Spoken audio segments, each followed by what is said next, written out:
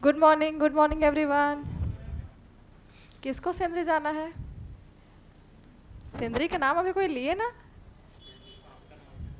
हाँ? सेंद्री आम का नाम है? पागल खाना है आई थिंक। कोई अभी बोला, पीछे से आवाज आया सेंद्री जाना है करके। क्या? गए थे आप लोग? अच्छा, सेंटर था वहाँ।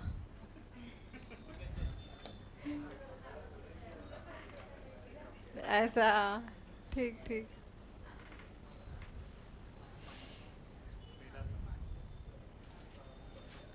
तो चलिए जी, रिवीजन किए कल।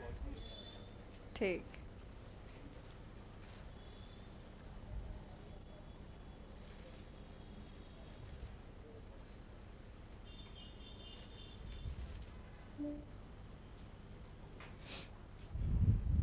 तो चलिए बताइए कुछ।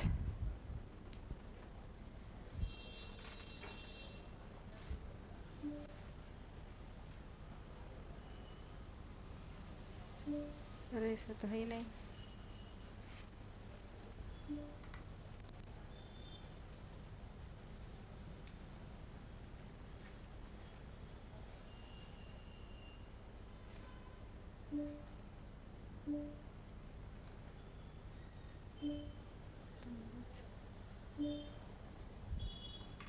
इसको जवाब देख के ना तो बोलना कि नहीं आया है, जीरो है बोल के।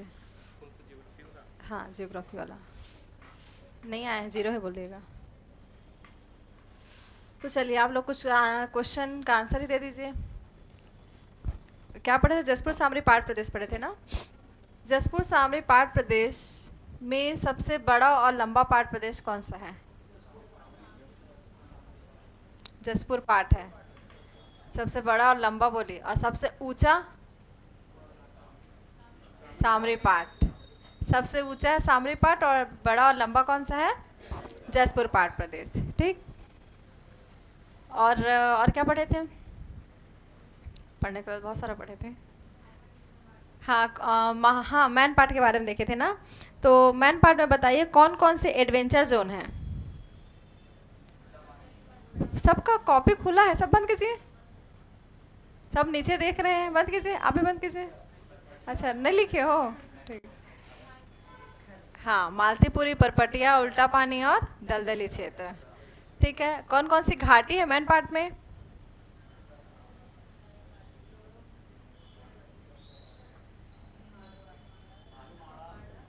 वो गुफा है, घाटी नहीं है।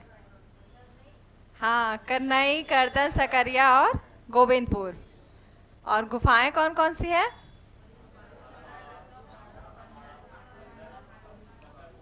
बंदर गुफा, भालू गुफा, राका माड़ा नहीं। बंदर कोट, राका, भालू माड़ा, राका माड़ा, और लास्ट में पैग। पैग लगाते हैं तो पैगा गुफा। ठीक। पढ़े थे ना इसको कि बंदर और भालू क्या कर रहे हैं? राका मिलकर के क्या कर रहे हैं? पैग लगा रहे हैं गुफा में। ठीक। और सामरी पाठ के पश्चिम में कौन सा पाठ है? सामरी के पश्चिम में क्या है? लहसुन पाठ। ठीक। और पूर्व में जमीर पाठ। और बक्साइड का भंडार जारंग पाठ। और बक्साइड का मैदान जमीर पाठ। ठीक।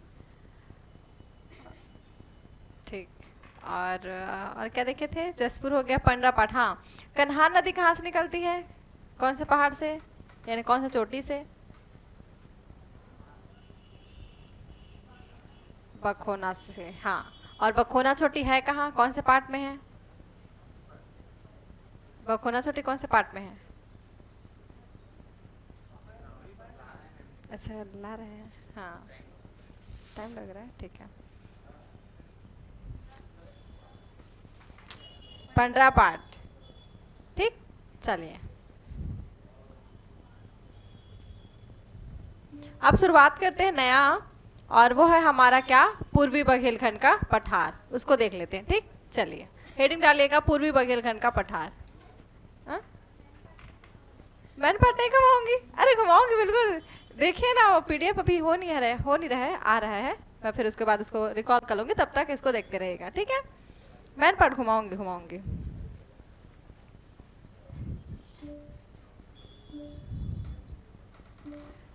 पूर्वी बघेलखंड का पठार।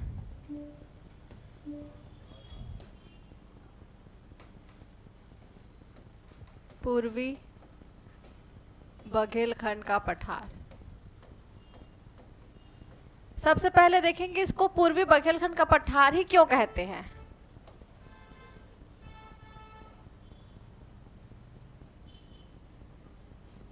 क्यों कहते हैं जी?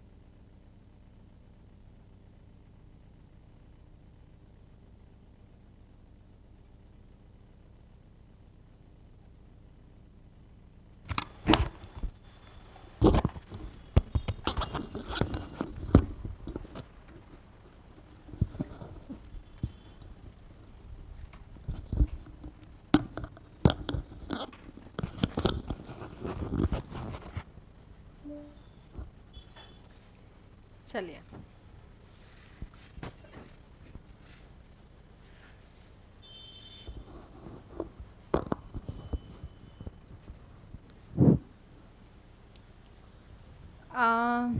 थोड़ा सा रिवीजन कर लेते हैं, जो आप लोग को मैन पार्ट घुमा देती हूँ।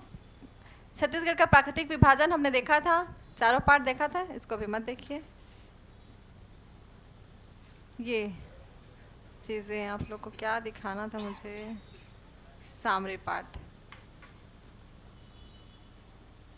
देखिए ये है हमारा क्या, सामरी पार्ट, ठीक है। जो किसके अंतर्गत आता है, ऊपरी घाट के अंतर्गत आता है। हमने देखा था इसका विस्तार कहाँ है, बलरामपुर सामरी तहसील में। चोटी कौन सा है इसकी, गौरलाटा।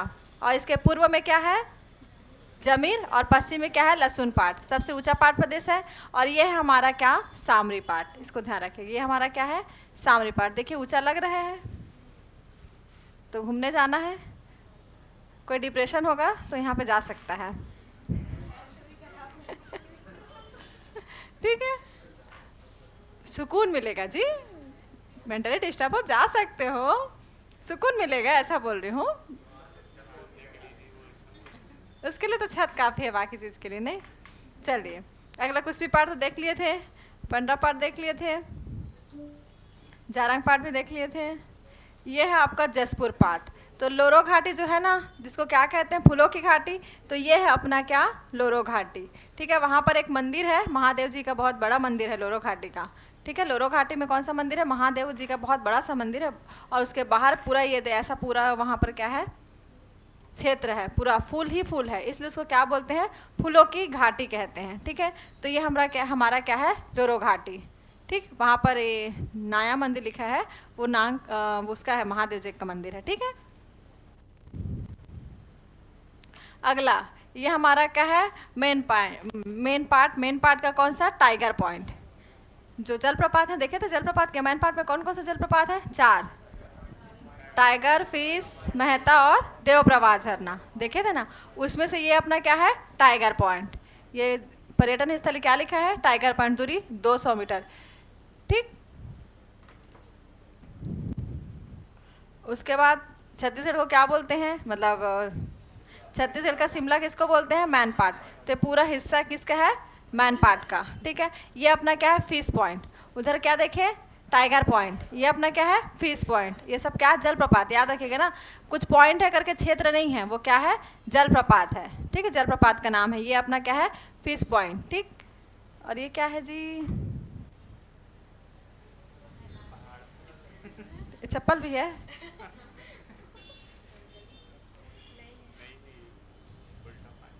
उल्टा पानी नहीं है, ये है कुछ पार्ट। अच्छा, मैन पार्ट का ही है क्षेत्र, उसी का ही एक क्षेत्र है, याद नहीं आ रहा है इसको, मैं क्या करके सर्च की थी। हाँ, परपटिया या मालतीपुर ऐसा करके कुछ था ना, उसी में से एक है। ठीक है, परपटिया मालतीपुर एडवेंचर जोन जो है ना, एडवेंचर जोन है। ठीक है, मालतीपुरी, हाँ हाँ मालतीपुरी है, मालतीपुरी, परपटिया नहीं है, मालतीपुरी है। ठीक, एडवेंचर जोन है। ठीक, उसके बाद और क्या देखे थे, ये तो हो गया था।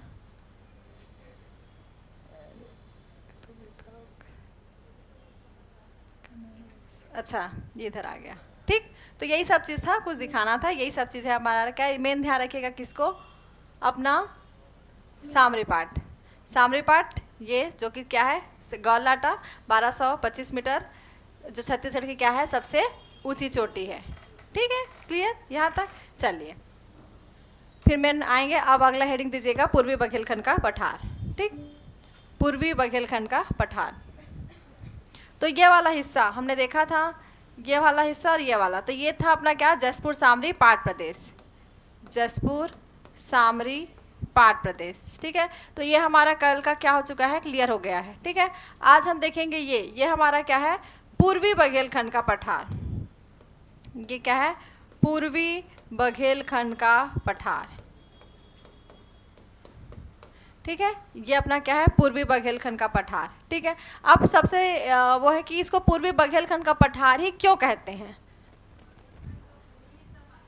छत्तीसगढ़ में पड़ता है इसलिए इसको क्या कहते हैं, पूर्वी बघेलखंड का पठार। अगर देखा जाए भारत के मैप में, मेरा भारत का मैप थोड़ा सा बहुत ही अच्छा बनता है, थोड़ा सा नहीं बहुत ही अच्छा बनता है। ठीक है, तो ये देखिए यहाँ पर हमारा क्या है, छत्तीसगढ़ है, यहाँ पे पूरा एमपी वाले क्षेत्र में, पूरा इस वाले क्षेत्र में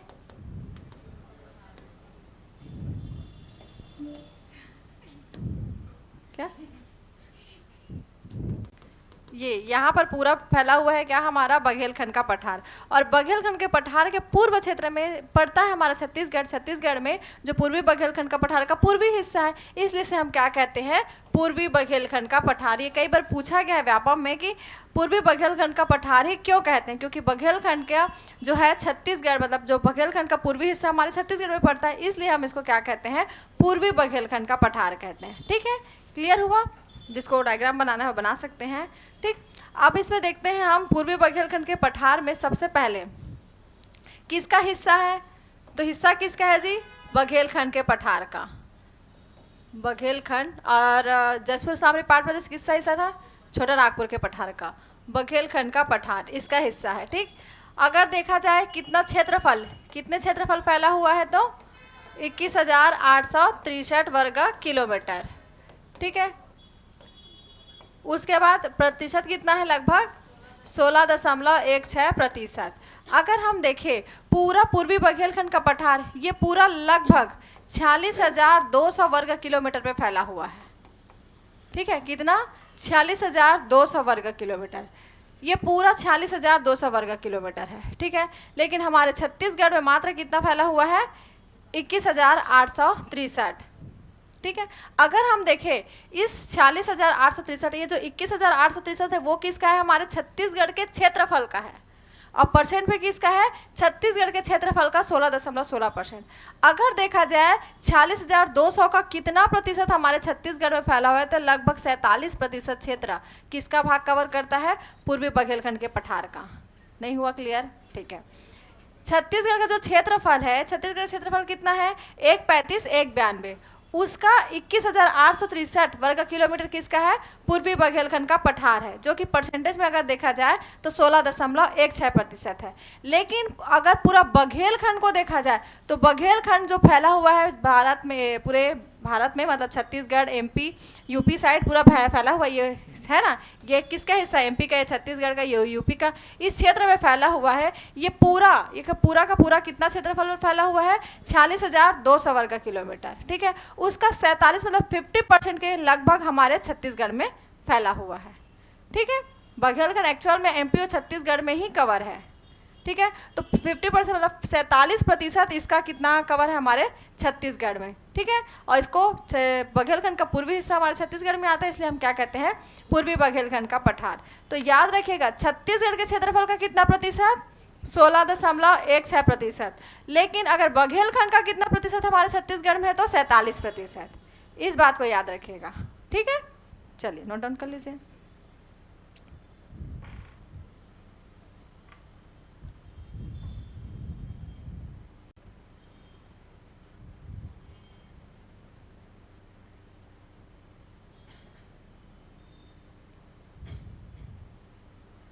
पूर्वी बघेलखंड का पठार, ठीक है, जो कि कितना है, 21,863 वर्ग किलोमीटर, 21,863 वर्ग किलोमीटर, ठीक। अब परसेंटेज में देखें तो कितना है, 16.16%, 16.16%, ठीक। आबादी, हाँ बिल्कुल, ऊपर भाई ये क्षेत्र पूरा सरगुजा संभाग के अंतर्गत आता है। कोरिया, सूरजपुर, ठीक है, अपना एमसीबी सब इधर ही साइड है, ठीक। गोंडवाना सेल समूह का भाग है, कोयला पाया जाता है। एसीसीएल का मेन मुख्यालय विश्रामपुर में है। विश्रामपुर कहाँ है, सूरजपुर में है ना, ये सब वहाँ है ना, पूरा आबादी पाई जाती है ना। मतलब इधर से अगर महानदी बेसिन की तुलना में कम पाई जाती है, लेकिन वहाँ भी पाई जाती है, ठीक है। सबसे ज़्यादा आबादी हमारे इस वाले मैदान क्षेत्र में है, फिर इधर इधर कम है। हाँ पहाड़ी इलाका है ना जी, पूरा ऊपर और नीचे पूरा पहाड़ी इलाका ही है, वन से पूरा घिरा हुआ है, पहाड़ी इलाका है।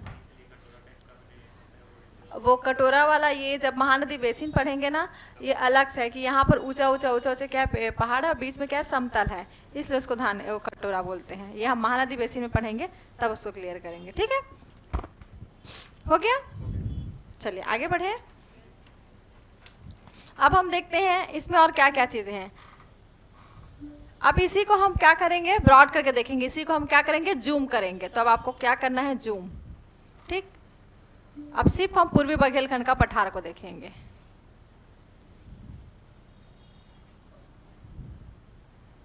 ठीक है, इधर जसपुर वाला हिस्सा छूट जाता है, ठीक। अब ये हमारा क्या है, जसपुर पूर्वी बघेलखंड का पठार। ये अपना क्या है, पूर्वी बघेलखंड का पठार।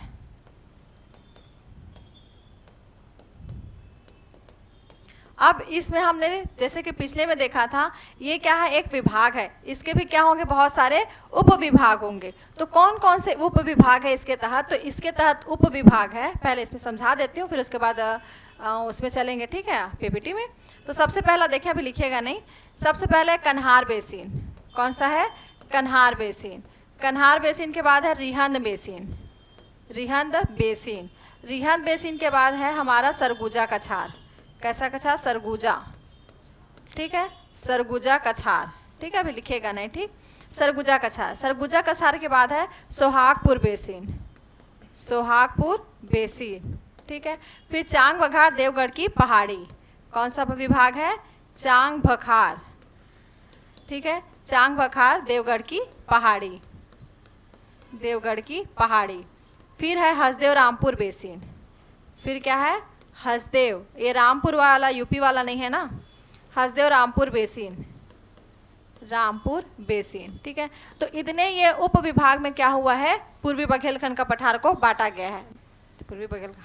पूर्वी बघेलखंड के पठार को इन 6 भागों में बांटा गया है। कौन कौन सा, कन्हार बेसिन, रिहंद बेसिन, सरगुजा कछार, या इसी को सरगुजा बेसिन भी कहते हैं, ठीक है, सरगुजा कछार या सरगुजा बेसिन, सोहागपुर बेसिन, चांग बघार देवगढ़ की पहाड़ी और हसदेव रामपुर बेसिन। अब देखते हैं कौन कौन सा क्षेत्र है ये, ठीक है। अगर इधर वाले हिस्सा को देखें तो ये वाला हिस्सा अपना क्या है, कन्हार बेसिन, ठीक है। ये वाला हिस्सा अपना क्या है, रिहंद बेसिन, ठीक। यहाँ पर इस वाले क्षेत्र में ऐसा करके फैला हुआ है अपना, ये है सोहागपुर बेसिन। ये अपना क्या है, सोहागपुर बेसिन। यहाँ पर है अपना सरगुजा कछार, यहाँ पर अपना क्या है, पूरा सरगुजा कछार, ठीक। इस वाले भाग में, ठीक है, इस वाले भाग में पूरा फैला हुआ है चांग बघार देवगढ़ की पहाड़ी।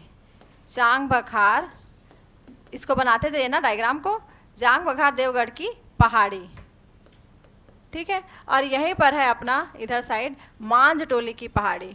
ये पहाड़ी है मांझ टोली की पहाड़ी, ठीक। और इस वाले क्षेत्र में फैला हुआ है, ये है अपना हसदेव रामपुर बेसिन, हसदेव रामपुर बेसिन। ठीक है, तो रिहांद बेसिन, पहले कन्हार बेसिन, फिर रिहांद बेसिन, फिर सरगुजा कछार, सुहागपुर बेसिन, चांगमघर देवगढ़ की पहाड़ी और हसदेव रामपुर बेसिन। ये पूरा क्षेत्र है क्या, पूर्वी बघेलखंड के पठार का उपविभाग है। क्या है, उपविभाग। हाँ जी, इसीलिए तो छोड़ दी ना इसको ऐसे करके, इधर से ऐसे छोड़ दी हूँ, ये वाला पूरा इधर करके ऐसे करके जाएगा, वो सरगुजा बेसिन जसपुर पाट प्रदेश में, ऐसे करके वो थोड़ा सा क्रॉस किया है।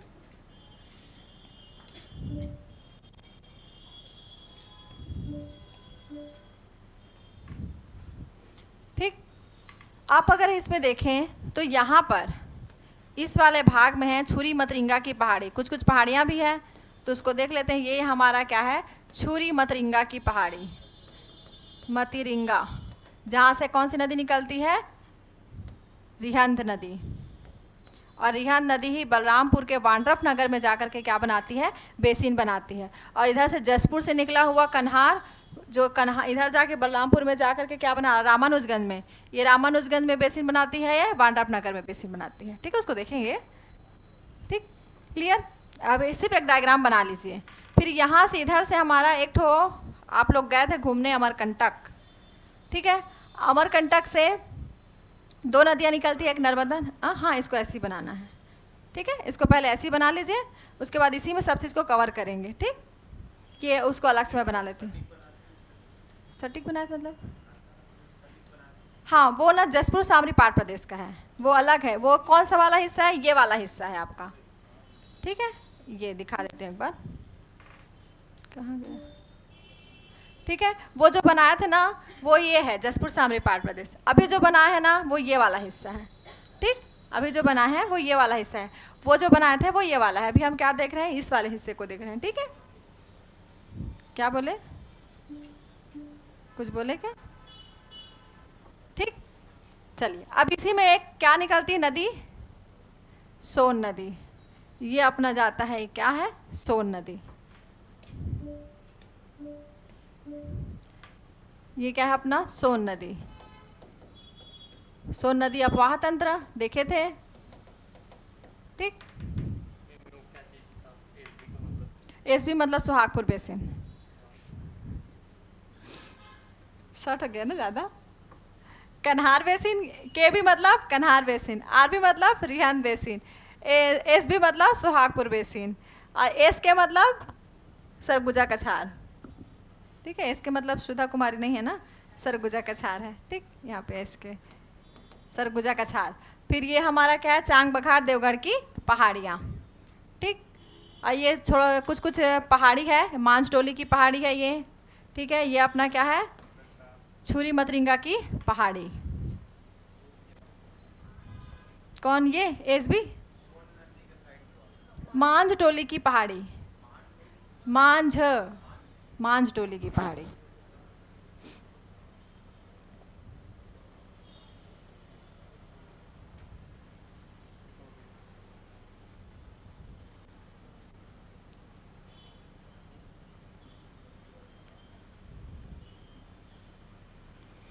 तो यहाँ से मांझटोली की पहाड़ी से एक नदी निकलती है। ठीक है, इसको मैं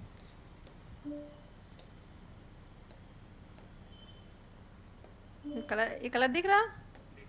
ठीक, मांझटोली की पहाड़ी से एक नदी निकलती है यहाँ पर, और इस सोन नदी में जाकर मिल जाती है। एक नदी जांग बघार देवगढ़ की पहाड़ी से निकलती है और सोन नदी में जाकर के मिल जाती है। ठीक है, छुरी मतरिंगा की पहाड़ी से ये जा रहा है और वांड्रफ नगर में जाकर ये बेसिन बनाएगा, फिर ये आगे जाके मिल जाएगी। और इधर हम देखे थे कन्हार नदी कहाँ से निकलता है जी, सरगुजा में नहीं, जसपुर सामरी पाट प्रदेश में हमने कल देखा था। कन्हार नदी बखोना चोटी से निकलता है और पंडरा पाट से। ठीक है, तो यहाँ से निकलेगा और रामानुजगंज में बेसिन बनाते हुए जा करके यहाँ पर मिलेगा। किससे मिलेगा, सोन नदी से। ठीक है, तो सबसे पहले देखेंगे ये अपना क्या है, बनास नदी। एक नदी निकली है जिसका नाम क्या है, बनास नदी, यहाँ पे लिखा नहीं रहा है। और यहाँ पर मिलेगा किससे, एमपी के शिकारगंज में। एमपी के सिकांतगंज में, ये मिलेगा एमपी के बर्दी में, ठीक है। ये किससे मिलेगा? गंगा नदी से मिलेगा और इसका नाम है सोनभद्र, ठीक है, सोनभद्र। और ये आगे चलकर यहाँ पर इसी सोनभद्र से आगे थोड़ा सा आगे जाकर के कन्हार नदी, सोन नदी से मिल जाएगी।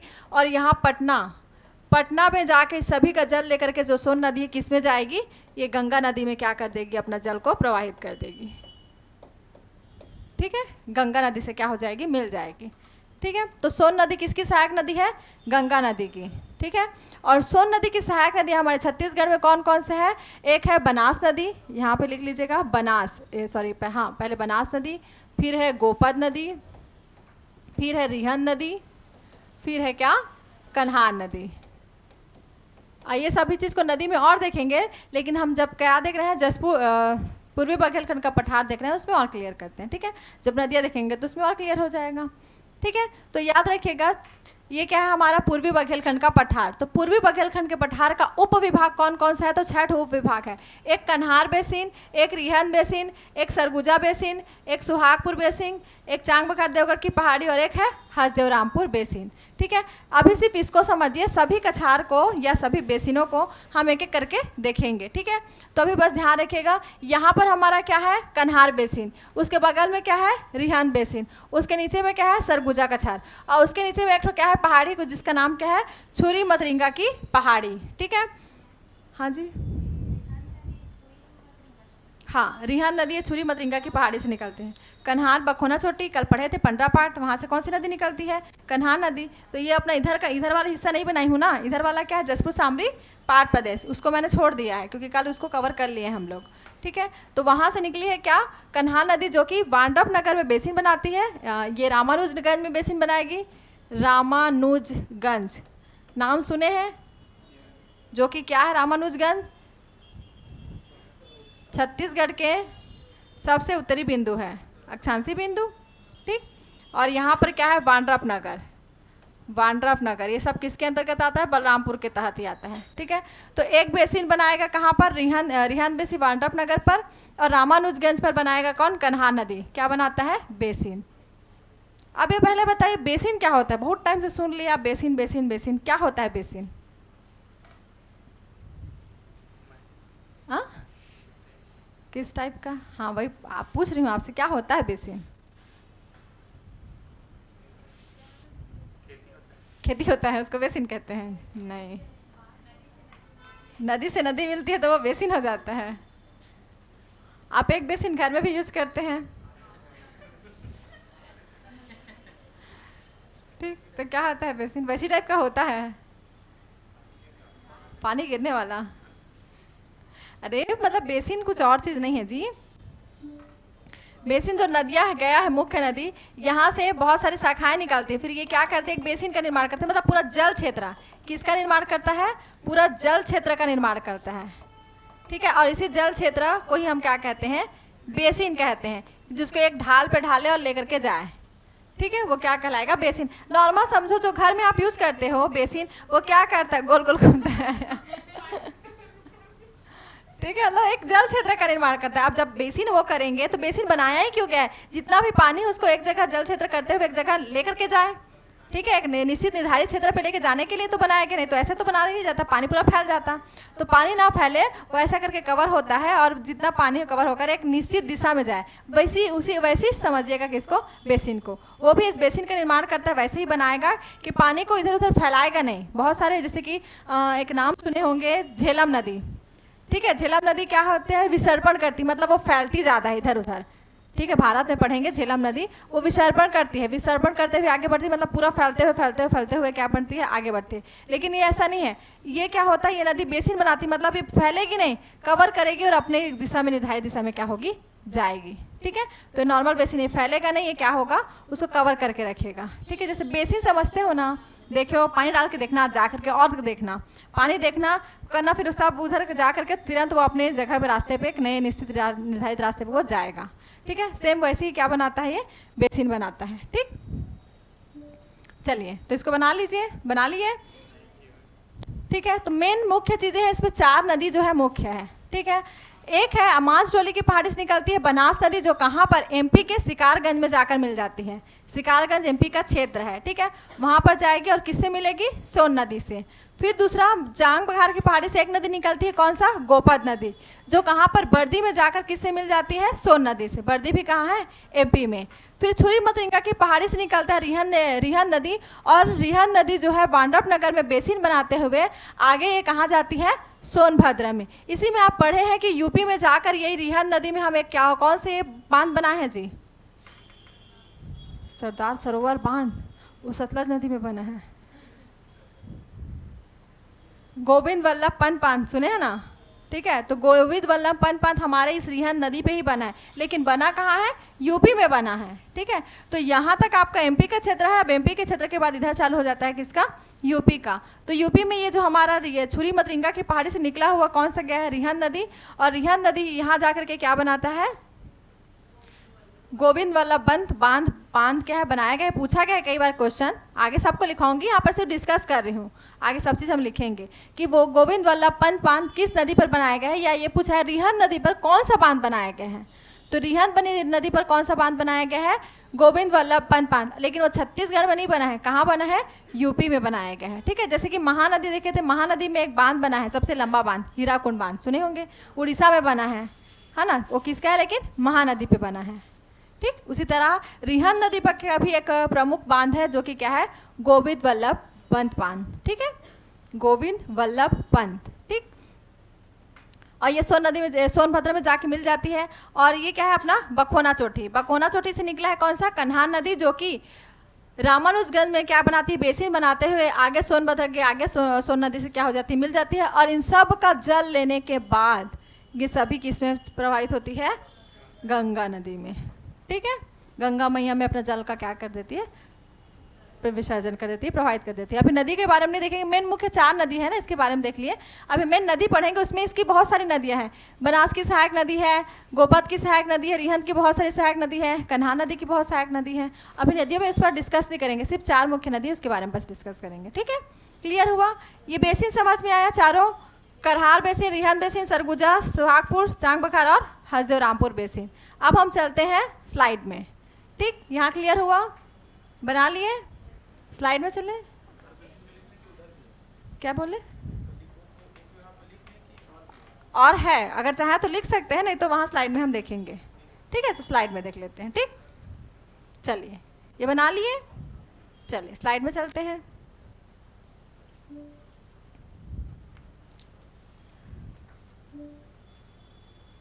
जियोग्राफी,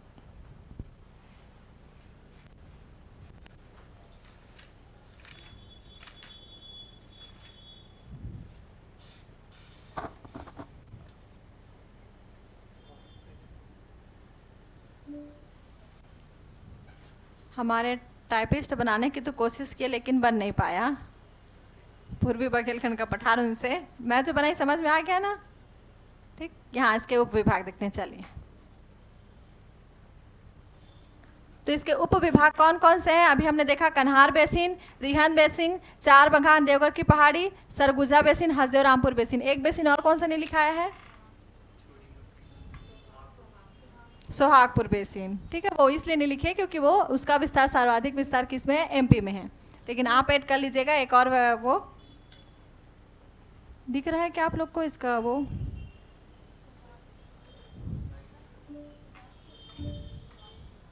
सोहागपुर, चलिए सोहागपुर बेसिन,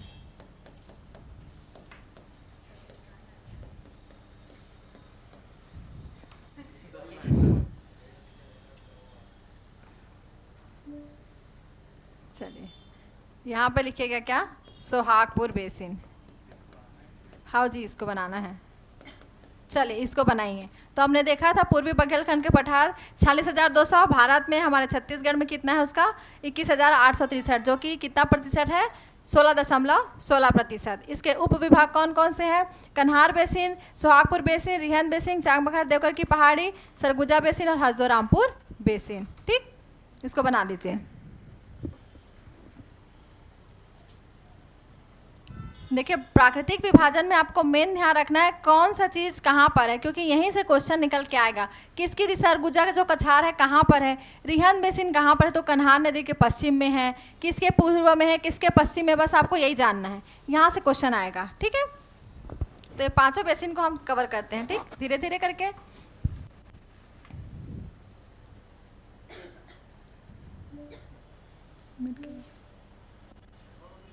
हाँ, सोहागपुर बेसिन,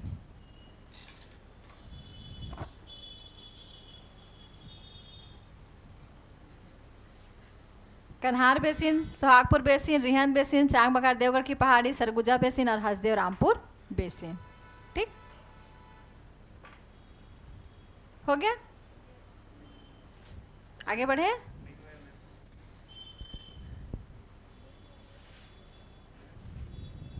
लिखिए लिखिए, आराम से लिखिए, कोई दिक्कत नहीं है।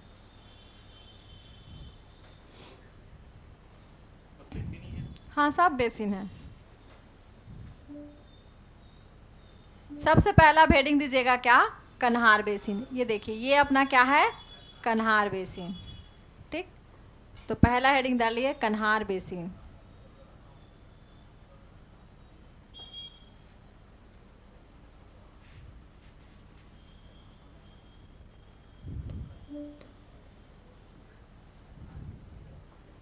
कन्हार नहीं दिख रहा,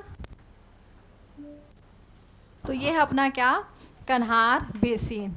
तो सबसे पहले देखेंगे किसके बारे में, कन्हार बेसिन के बारे में। ठीक है, देखिए कितना सुंदर दिख रहा है, नहीं बहुत अच्छा लग रहा है, बलरामपुर में है। ठीक है, तो विस्तार, इस कन्हार बेसिन का पूरा विस्तार कहाँ हुआ है, हमारे छत्तीसगढ़ में, बलरामपुर जिला में, और इसका थोड़ा सा क्षेत्र यूपी में है और थोड़ा सा क्षेत्र कहाँ है, झारखंड में। झारखंड वाले देख लीजिए। ठीक है, कुछ क्षेत्र झारखंड में है, कुछ क्षेत्र यूपी में है और कुछ क्षेत्र छत्तीसगढ़ में है। और छत्तीसगढ़ में कौन सा जिला, बलरामपुर जिला। तो लास्ट जो है हमारा, अगर हम देखें यहाँ पर हमारा ये क्या है, छत्तीसगढ़ है। तो छत्तीसगढ़, कुछ क्षेत्र झारखंड वाले क्षेत्र में है, कुछ यूपी वाले, मतलब इस वाले क्षेत्र में हमारा क्या है, कन्हार बेसिन। ठीक,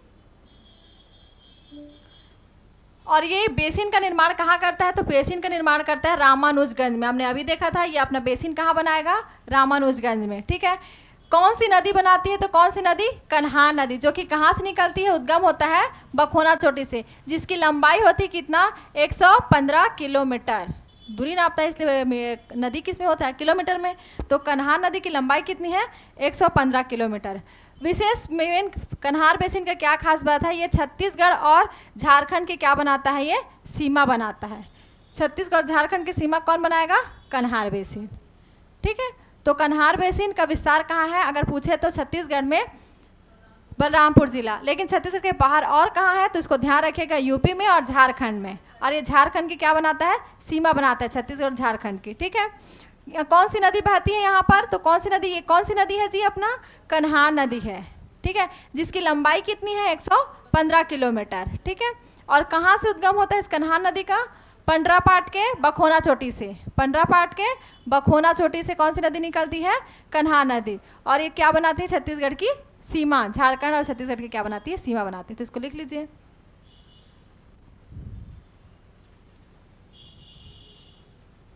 ये ऐसा थोड़ा सा हिमाचल वाला एरिया नहीं दिख रहा है ना, अच्छा है। लेकिन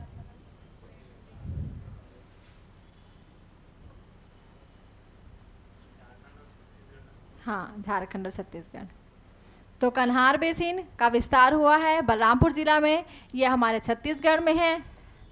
ठीक है, और फिर बाकी थोड़ा सा हिस्सा यूपी में और थोड़ा सा झारखंड में। लेकिन बेसिन याद रखिएगा, बेसिन कहाँ बनाएगा, रामानुजगंज में। कौन सी नदी, कन्हार नदी, उद्गम बखोना चोटी से। और ये क्या करता है, छत्तीसगढ़ झारखंड की क्या बनाता है, सीमा। आप समझ गए कि कन्हार बेसिन हमने उसमें देखा था, कन्हार बेसिन कहाँ पर है, और ये है अपना क्या, कन्हार बेसिन। ठीक, आगे बढ़े जी, चलिए अगला लिखिएगा रिहंद बेसिन। रिहंद बेसिन का डायग्राम में डालें, ये फोटो घूमने चला गया ठीक है ना, देखेंगे रिहंद बेसिन। ठीक है, सर्च कर लेते हैं रिहंद बेसिन। इसका विस्तार कहाँ कहाँ हुआ है, तो बलरामपुर में, थोड़ा सा सरगुजा में, थोड़ा सा सूरजपुर में। ये बेसिन कहाँ बनाएगा, तो बलरामपुर के वांड्रफ नगर में। ठीक है, कौन सी नदी, रिहंद नदी, जो कि कहाँ से निकलती है जी रिहंद नदी?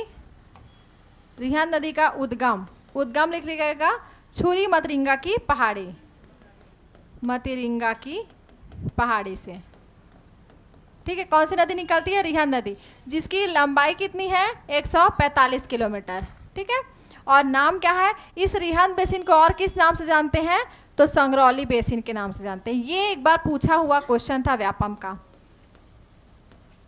ठीक है, तो रिहंद बेसिन को और किस नाम से जानते हैं करके आया था।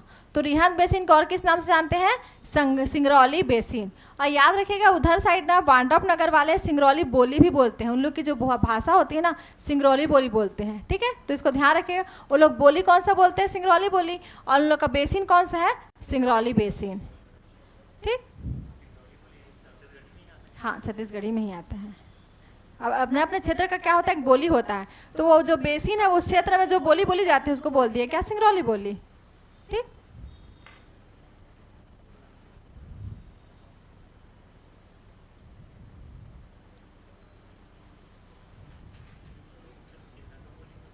बहुत सारा है जी, स्थानीय क्षेत्रों के अंदर बहुत सारा बोलियां हैं।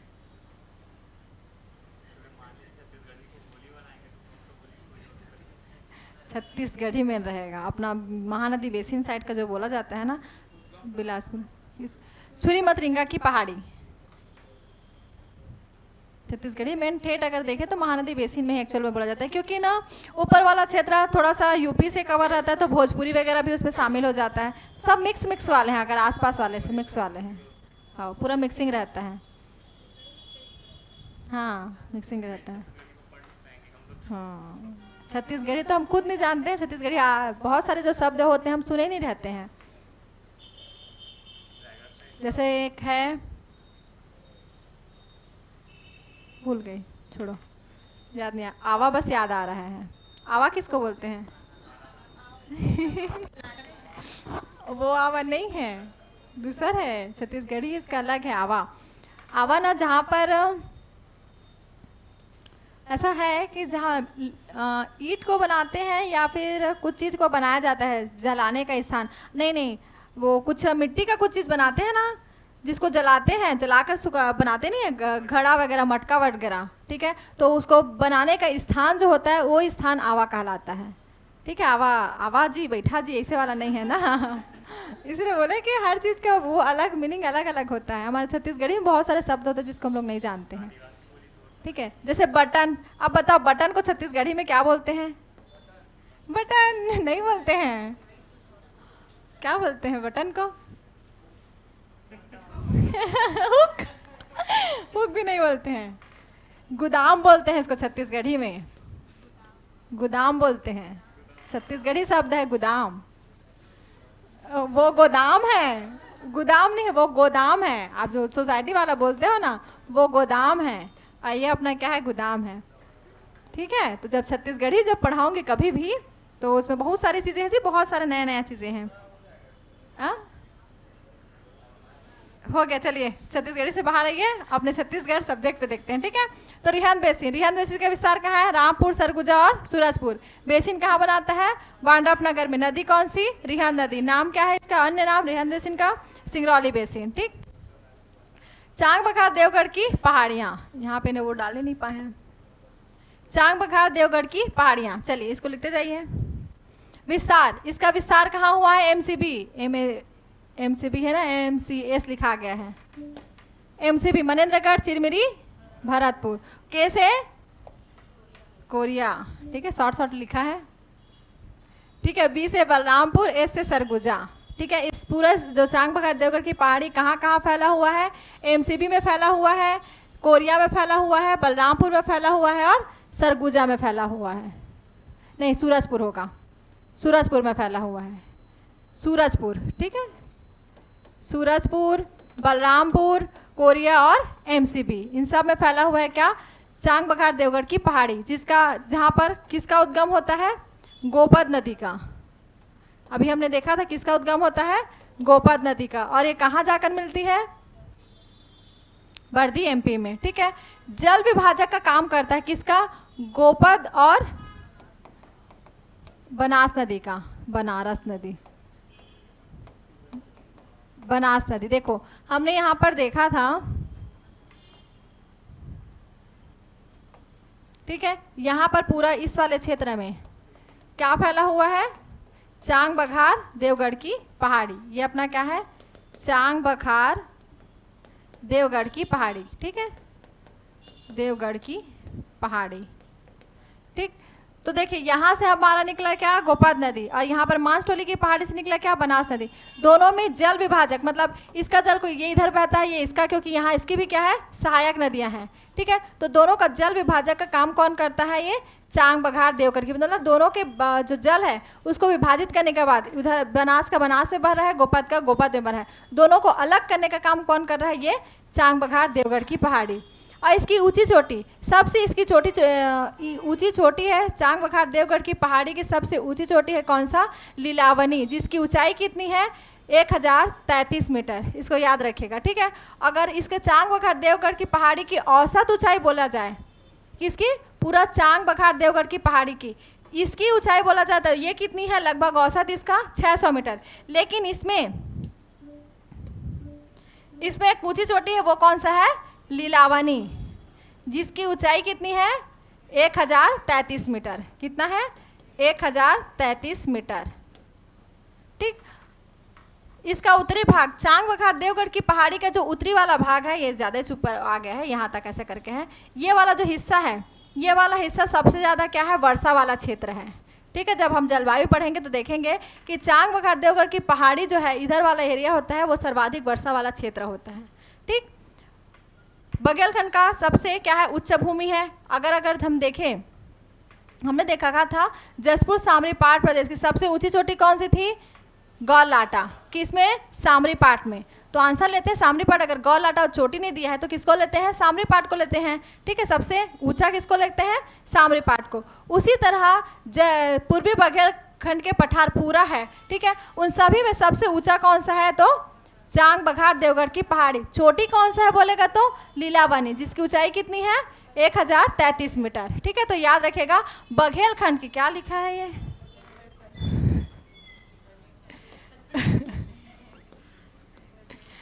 बघेलखंड, ठीक है। तो बघेलखंड की सबसे उच्च भूमि, ठीक है, पूर्वी बघेलखंड की सबसे उच्च भूमि कौन सी है, हमारा चांग बघार देवगढ़ की पहाड़ी, ठीक है। खनिज, यहाँ पे खनिज कौन सा पाया जाता है, कोयला। क्यों, क्योंकि ये किसका क्षेत्र है, भूगर्भिक संरचना, यहाँ पर लिख लीजिए, यहाँ की भूगर्भिक संरचना है पूरा पूर्वी बघेलखंड के पठार के भूगर्भिक संरचना क्या है, गोंडवाना, इसलिए यहाँ पर कौन सी खनिज पाया जाता है, कोयला। तो गोंडवाना शैल समूह, टाइम हो गया, ठीक है, गोंडवाना शैल समूह, ठीक, लिख लिए सबको।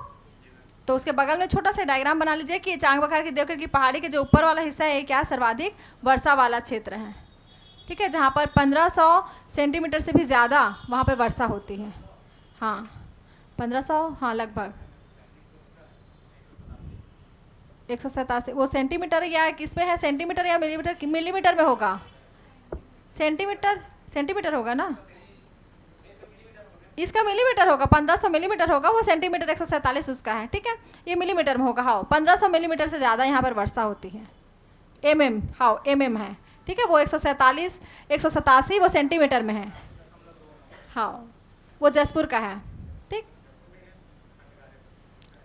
अबूझमाड़ की पहाड़ी वो 87 है, 187.5 वो अबूझमाड़ की पहाड़ियों का है, ठीक है। और जसपुर का अगर ओवरऑल देखें तो ये लगभग 140-47 के आसपास है, 145 है शायद, जलवायु में देखेंगे उसको क्लियर करेंगे, याद नहीं आ रहा ना अभी मेरे को, सिर्फ अबूझमाड़ का याद आ रहा, 187.5 है अबूझमाड़ का, वो सेंटीमीटर में है, ये मिलीमीटर में है, ठीक है।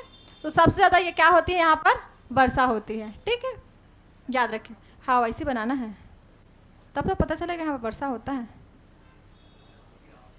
पानी गिराना है ना, अभी बारिश हो रही है ना, देख रहे हो ना मौसम, तबीयत खराब कर रहे हैं, अरे नहीं जी, घूमने जाने का मौसम है।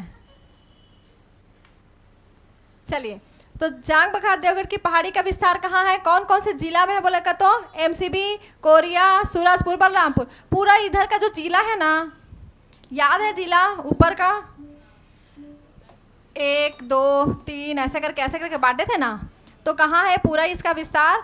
एमसीबी में है। ये क्या है? कोरिया। ये क्या है? सूरजपुर। ये क्या है? बलरामपुर। पूरा इस क्षेत्र में क्या हुआ है? वो फैला हुआ है। ठीक, अभी ऐसी बनाती हूँ ना रेंडमली।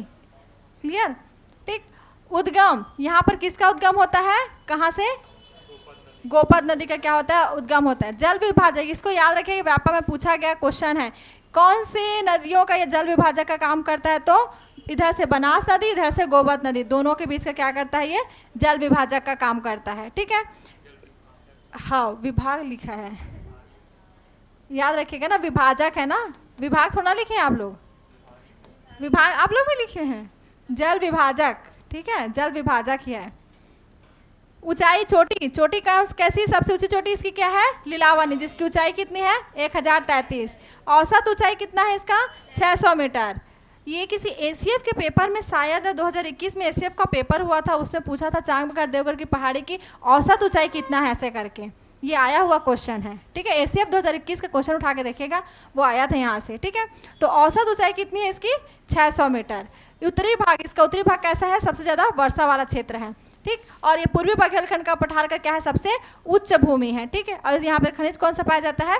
कोयला, क्योंकि उसके यहाँ की भूगर्भीय संरचना कैसी है? गोंडवाना सैल समूह। ठीक है, अगला देखते हैं सरगुजा बेसिन, जल्दी जल्दी देखते हैं। ठीक है, इसको खत्म करेंगे आज।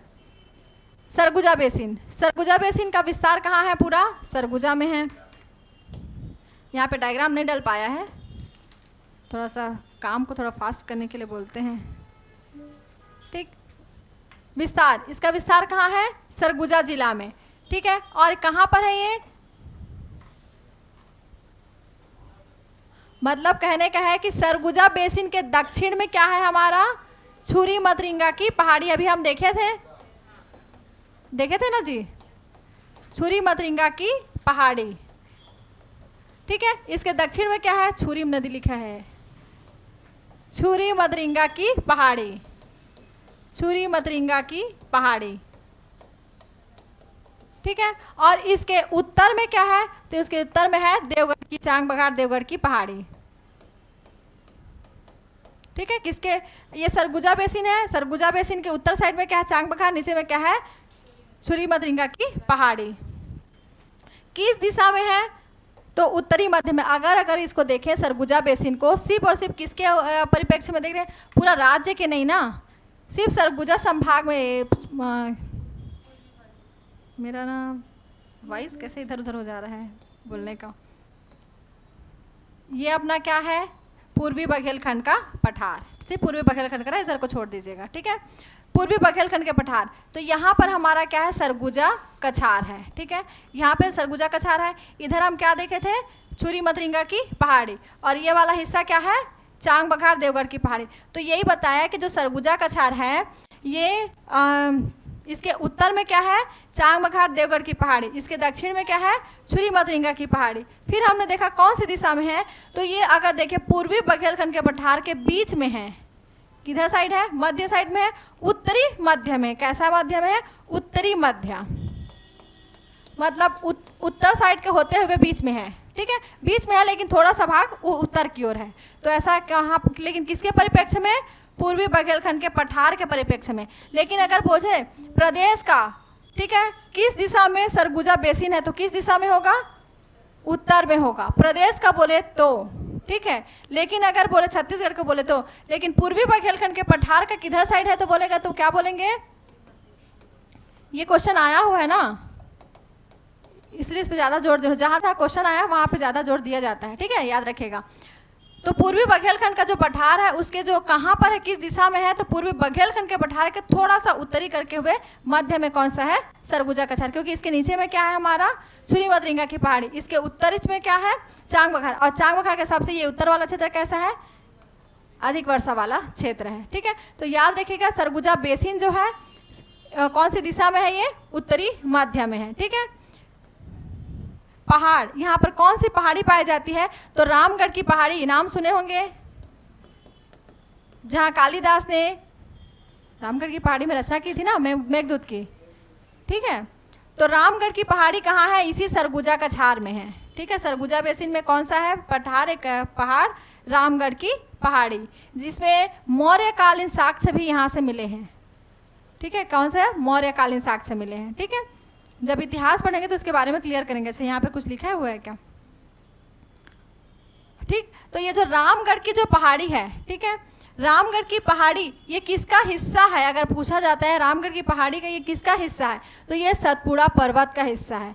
अगर भारत का अगर आप भूगोल पढ़ेंगे तो आप देखेंगे, मैं ऐसी बनाती हूँ ना, ये हमारा छत्तीसगढ़, यहाँ पर अपना क्या है, इस वाले हिस्से में सतपुड़ा पर्वत इसी का हिस्सा आया है, वो है ऐसे करके पूरा ऐसे गया है।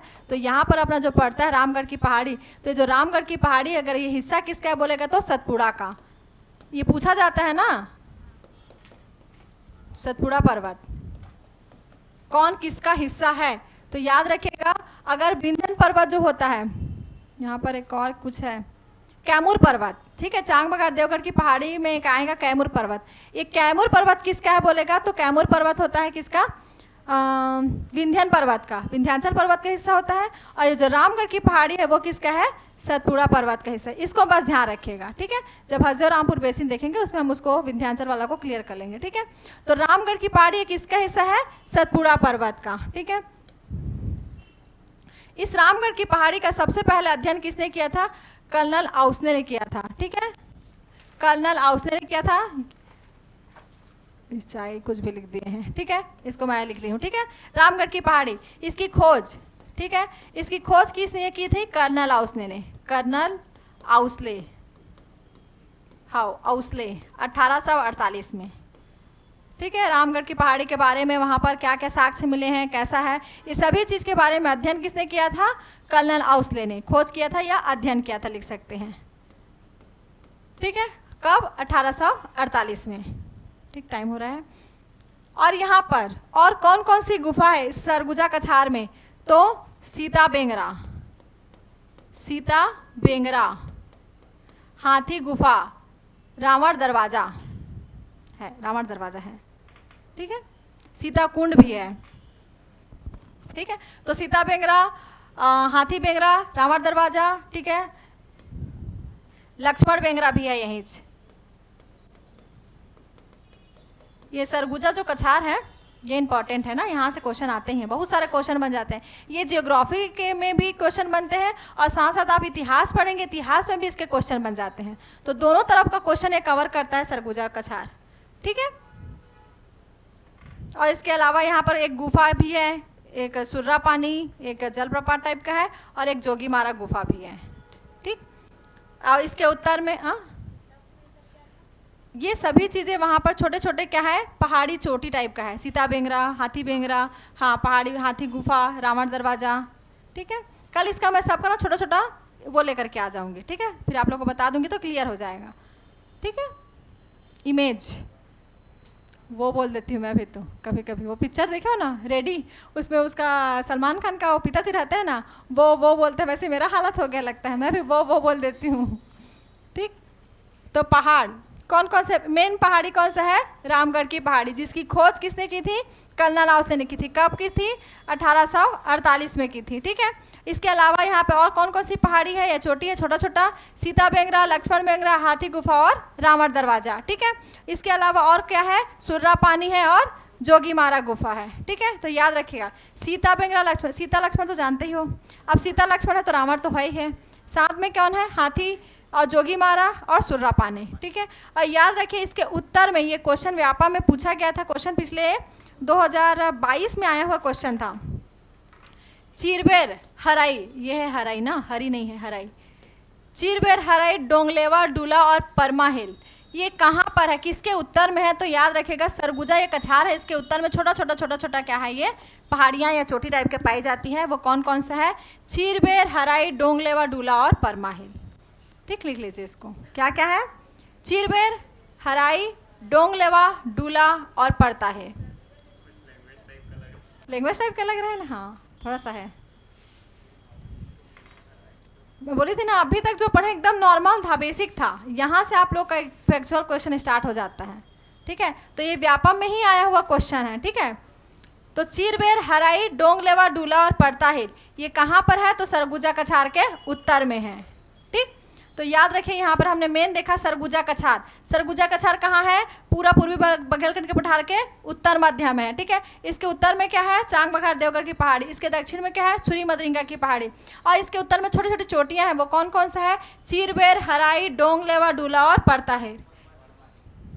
परता है, वो परमा लिखा है, परता हिल है, परता ना, परमा नहीं है, परता हिल है, ठीक है। चीरबेर, हराई, डोंग लेवा, डूला और परता हिल, ठीक, क्लियर।